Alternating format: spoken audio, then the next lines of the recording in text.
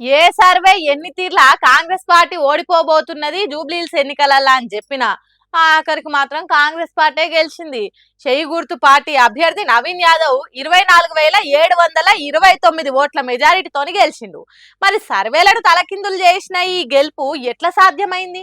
రాష్ట్రం అంతా BRS party గెలుస్తుందని జూబ్లీహిల్స్ లో ఎవ్వలను అడిగినా కారు గుర్తుకే ఓటేస్తామని చెప్పినా ఎట్లా కాంగ్రెస్ పార్టీ గెలిచిందంటే దాంట్లో మొట్టమొదటి కారణము ఎంఐఎం పార్టీ కాంగ్రెస్ పార్టీకి మద్దతు ఇచ్చుడు.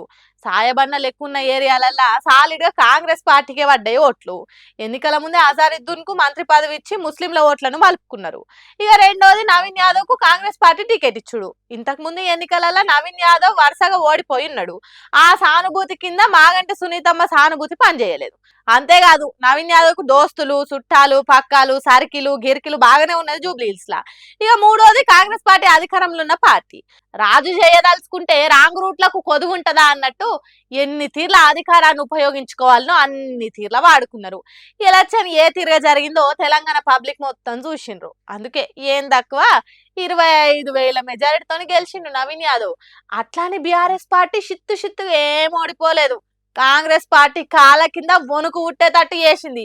ఏది ఎట్లయినా కాంగ్రెస్ పార్టీ గెలిచింది. ఉప ఎన్నికలు ఏవైనా అధికార పార్టీ గెలుచుడు కామన్ అనేది మళ్ళీ ఒకసారి తెలిసింది.